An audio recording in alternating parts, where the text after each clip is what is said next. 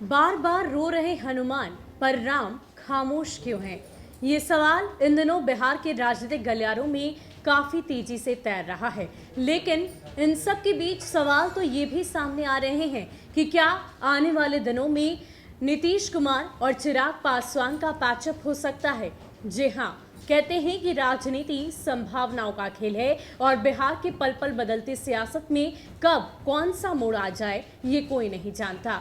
दरअसल जिस तरीके से चिराग पासवान की पार्टी लोजपा में टूट हुई, उसके बाद से चिराग पासवान काफी ज्यादा परेशान और साथ ही साथ सक्रिय भी दिखाई दे रहे हैं। लगातार अलग अलग टेलीविजन चैनलों पर जाकर वो अपनी बातों को रख रहे हैं और अक्सर ये देखने को मिल रहा है कि जहां भी वो बैठते हैं दो आंसू उनकी आंखों से जरूर गिर जाते हैं। जी हाँ, वो लगातार इस बात की चर्चा कर रहे हैं कि कहीं ना कहीं उनके चाचा ने जो उनके साथ किया वो इस बात की कल्पना नहीं करते थे और उनके पिता आज जहां भी होंगे वो ये परिस्थिति देखकर काफी दुखी होंगे। यानी कि चिराग पासवान की तरफ से अपनी नाराजगी लगातार जाहिर की जा रही है, लेकिन इन सब के बीच चिराग पासवान को अपने खेमे में करने की कोशिश हर राजनीतिक दल की तरफ से की जा रही है। एक तरफ आरजेडी जहां हर वो जोर आजमाइश कर रही है कि किसी भी तरीके से चिराग पासवान को अपनी ओर खींच लिया जाए, तो वहीं दूसरी ओर अगर हम भाजपा की खामोशी की बात करें तो ये खामोशी भी कुछ बयां कर रही है। जी हाँ, आपको बता दें कि नेता प्रतिपक्ष तेजस्वी यादव की तरफ से इस बात का ऐलान किया गया है कि रामविलास पासवान की जयंती मनाई जाएगी। 5 जुलाई एक ऐसी तारीख जो बिहार की राजनीति के लिए काफी ज्यादा अहम मानी जा रही है। एक तरफ जहां चिराग पासवान के लिए ये दिन बेहद ही खास है, क्योंकि एक तरफ जहां उनके पिता रामविलास पासवान का जन्मदिन है, उनकी जयंती मनाई जाएगी, तो वहीं दूसरी ओर अपने सबसे बड़े मेगा प्लान यानी कि आशीर्वाद यात्रा की शुरुआत उनकी तरफ से की जा रही है। दूसरी ओर उनके चाचा पशुपति पारस की बात करें तो पशुपति पारस की तरफ से भोज का आयोजन किया गया है, तो तीसरी ओर आरजेडी की तरफ से एक बड़ी तैयारी की जा रही है। अपने स्थापना दिवस के साथ साथ रामविलास पासवान की जयंती मनाने का समारोह उनकी पार्टी के प्रदेश कार्यालय में आयोजन किया जा रहा है इन समारोह का। लेकिन इन सब के बीच समझने और सोचने वाली बात यह है कि आखिर क्यों तेजस्वी यादव की ये नजदीकियां चिराग पासवान की ओर लगातार बढ़ती जा रही है। लेकिन इन सब के बीच बीजेपी की खामोशी की बात करें तो वो भी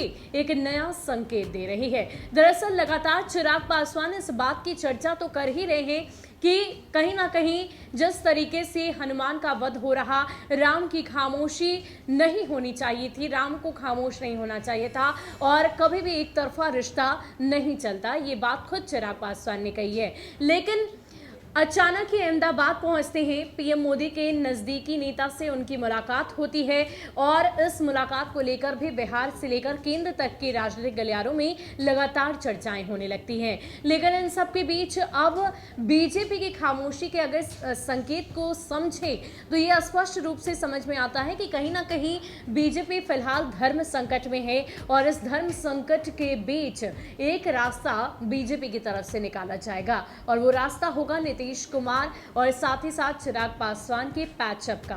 दरअसल जिस तरीके से अगर हम चिराग पासवान और उनके पिता के धरोहर की बात करें यानी कि उनके 6% वोट बैंक की बात करें, पासवान समाज, पासवान जनता की बात करें तो उनका रुख हमेशा ही रामविलास पासवान की ओर रहा है। और ऐसे में अगर चिराग जिनकी तरफ भी अपना कदम उठाते हैं, जिनकी तरफ भी वो जाते हैं, वो पूरा 6% वोट बैंक उनका हो जाएगा।